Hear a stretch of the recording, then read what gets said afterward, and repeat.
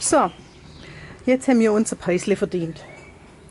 Und weil sich ja die Sandra noch mehr Erklärungen auf Schwäbisch gewünscht hat, habe ich genau an die gedacht, wo ich gerade an der Kuchentheke gestanden bin. Da habe ich nämlich etwas gesehen. Das ist genau richtig jetzt.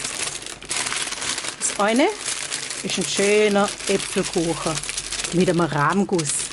So mag man. Und das andere, deswegen habe ich ja meine französische Teller raus da, das ist ein Träubleskuchen mit Beiser. Beiser. Also das wäre quasi französisch, Baiser. Und Träubler, die heißen auf Deutsch Johannisbeeren. Das sind rote Träubler. Es gibt auch schwarze Träubler und weiße Träubler, aber die rote, die sind einwandfrei im Kuchen. Ja, und zu unserem Träubleskuchen könnte man jetzt noch einen Kaffee vertragen. Weil es aber schon ein bisschen spät ist und ich sonst heute Nacht nicht schlafen kann, gibt es jetzt einen Muckefuck.